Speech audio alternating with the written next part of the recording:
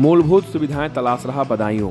बदायूं का इतिहास जितना मीठा है, वर्तमान उतना ही कड़वा है। कभी पांचालों की राजधानी रहा बदायूं आज गरीबी रेखा में जी रहा है। विकास की दूर दूर तक नजर नहीं आ रहा।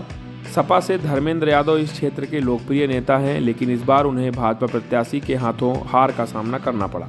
11वीं सदी के एक अभिलेख जो कि बदायूं से प्राप्त हुआ है, इस नगर का तत्कालीन नाम बेदाम युता कहा गया है।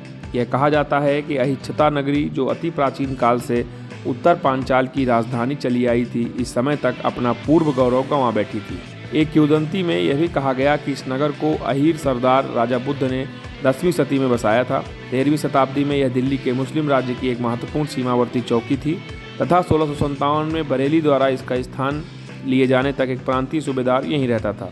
1838 में यह जिला मुख्यालय बना। कुछ लोगों का यह मत है कि बदायूं की नींव अजय पाल ने 1175 ईस्वी में डाली थी। राजा लखनलाल को भी नगर के बसाने का श्रेय जाता है। यह भी माना जाता है कि गंगा को पृथ्वी पर लाने के लिए राजा भागीरथी ने बदायूं में ही तपस्या की थी। कपिल मुनि आश्रम के बगल स्थित इस गुफा को भागीरथ गुफा के नाम से भी जाना जाता है। पहले यहाँ राजा सागर के 60,000 पुत्रों की भी मूर्तियां थी, जो कुछ साल पहले चोरी चली गई। करीब ही राजा भागीरथ का एक अति जीर्ण मंदिर है, जहाँ अब सिर्फ चारण पादुका बची हैं। नीलकंठ महादेव का प्रसिद्ध मंदिर शायद लखनपाल का बनवाया हुआ था।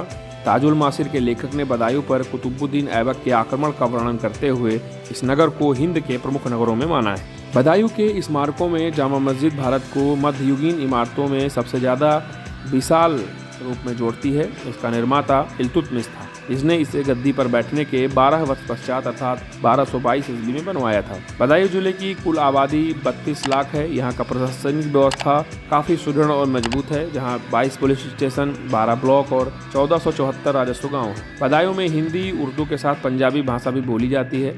बदायूं रोहेलखंड क्षेत्र के अंतर्गत आने वाला जनपद है। बदायूं में कोई भी राज्य स्तरीय शिक्षण संस्थान नहीं है।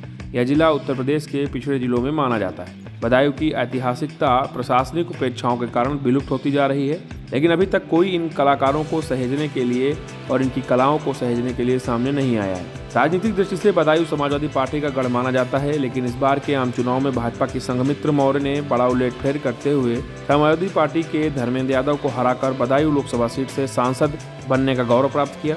और विधानसभा सीटों के लिहाज से भी बदायूं में 7 विधानसभा सीटें हैं, जिनमें गुन्नौर से भाजपा के अजीत कुमार, बिसौली से भाजपा के कुशा सागर, सहसवान से भाजपा के ओंकार सिंह, बिसली से भाजपा के राधा कृष्ण शर्मा, बदायूं से भाजपा के महेंद्र चंद्र गुप्ता, शेखोपुर से भाजपा के धर्मेंद्र सिंह साक्य और दातागंज से भाजपा के राजीव कुमार सिंह विधायक हैं। बदायूं जनपद में जाति के बाद किसानों का वोट बैंक अधिक माना जा रहा है।